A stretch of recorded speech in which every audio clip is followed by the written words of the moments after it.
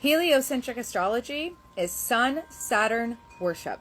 I said it, I'll say it again. Phi is found in matter, structure, form, which is upheld by the cube, which is upheld by Saturn. Okay? It's not that Saturn is inherently bad. It's part of this matrix. It's the creation of, or the creator, or the Old Testament God, right, of this matrix. But he's not the actual creator of the matrix. That's the Christ, Sophia. That's the divine spark within us. That's the black sun, the internal creation sun, within the center of our toroidal field, within our heart. That spark of the divine within us, that magnetism that attracts all things into our life. And heliocentric solar system is to have idolization to the masculine, to the external, to the manifestation, to the material, instead of focusing on the development of the spirit. This is why they demonize the moon. This is why they demonize the feminine essence. It's because it is the creatrix of this reality. And it's for us individually. This is what the initiate's path is. This is what is hidden. And you go through these awakenings within yourself to come to these realizations of that divine feminine, that Holy Spirit, grace, Sophia within you, to reunite that with the Christ light, the higher consciousness that exists. But you have to do the work in order to align your energy fields to draw that energy in. She meets you. Grace meets you. Sophia, wisdom meets you. But this external solar system that took the earth out, it made earth it's called geocentric astrology. The earth is the center of all things. The heart is the center of all things, which encompasses the black sun, or the internal creation sun, the invisible sun. And the external sun is the manifestation of what it is that we're experiencing inward, externalized. But you can get lost in looping.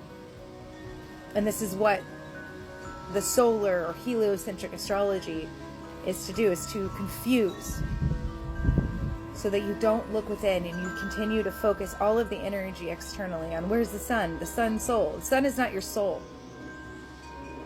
The sun is not your soul. It is your ego. It is the conscious manifestation, is the externalization of your inner reality. And whenever you get your inner reality in alignment, and you deprogram the subconscious beliefs, and you start living in alignment with your natural being, the wisdom flows through you. You can do this a myriad of ways. So many ways. There's not just one way. And if you're meant to awaken to this level of Siddhic awareness, which are the higher states of consciousness, then you will be guided to it. And it's not a quick journey either. For some it could be instantaneous, but for most it's not. It's a process of unbecoming all of the things that have been pressed into you from the external reality. It is a geocentric model. And we have the inner planets that govern each one of the plexuses, or your chakra centers.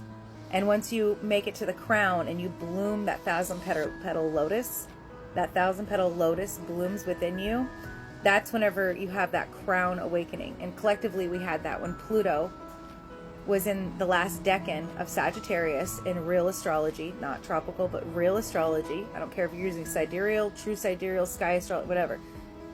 As long as it's saying sidereal, there you are. Okay? You can include the 13th sign or not. I don't give a damn. I don't care. Sidereal astrology is true. And this is why the Vedic astrology bases theirs on the moon, the 28 nakshatras. And you can say, oh, there's only 27. No. You're misinformed. There's 28. It's a moon mansion. And there's 28 days, a little bit more, to the moon cycle. And so the moon is the expression of the internal creation sun. It shows how much primordial energy is being released into the collective through its phases each month. The sun merely tracks the hours, and it's an antenna for the moon mansions, for the celestial bodies, for the star systems to come in, to become aware of the psychological imprint in which those celestial bodies are playing energetically in the energy and expressing through us to assist us in elevation. The sun is necessary to an extent, but it's not to be idled. What they've done through Old Testament or Saturn trying to play God because he's not God is they've made the icon of Jesus, turned it into a religion. But this was about the sun being Christed. This is another way to know that we've already had the sixth root race. The sun went through a christening. Our lower mind, our solar plexus, the sun, went through its christening, its crucifixion on the cross, cutting out what is no longer serving the higher self, the Christ self in the collective. And that's what Jesus, Yeshua, was the Messiah or the representation of in the collective, was the crucifixion of the solar plexus of the lower eye, and that collective coming into the Almighty I Am, the divine expression, the higher three chakras expressing. And this is where you see the illumination, the resurrection, the rebirth, the born again. And he was illuminated. His body was silica based, etheric, connected to his spirit bodies, no longer wavered by the collective unconscious. And that was symbolic of the sixth root race. That's where those teachings come from.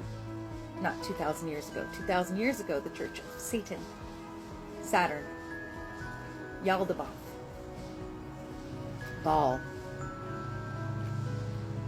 came in to manipulate humanity. That's the short period of Satan. And we're all experiencing that over the last 2,000 years. As we've gone through the root chakra to embody the totality, the fullness of the seventh root race, or the all, the child of Gaia. Spirit fully descent into the physical to transfigure the form, like Jesus, fully becoming semi-etheric beings. So this heliocentric astrology is Sun Saturn worship, where they're worshiping materialism and they're using Jesus as their God, which is Jesus is the lower man. Christ is his higher self. So I hope that this brings some awareness to whomever this video comes across. We're in this place now where it's the restoration of the divine feminine, the Magdalene. Another thing to note is there's a specific, you've got to be born into specific bloodlines, which is the Magdalene and the Melchizedek bloodline. Those are the pure bloodlines that have the source code still within it. Everything else is a clone, hybridized, genetically mutated DNA, lineages, cloned, Cabbage Patch Kids, incubator babies, soulless, NPCs. And the world's full of them. Full of them. Just because you come out of coochie doesn't mean that you have a divine spark in you. It does not. It does not. It's a specific lineage that still held the divine spark of Sophia, Christos. Wisdom illuminated within the genetics. It's a geocentric Earth. It's a geocentric. It's an atom. This is an atom. The sun is an electron. The planets, the wandering stars, are electrons. Negative charges to the atom, to the nucleus, which is the Earth, the black sun, the quarks, the gluons.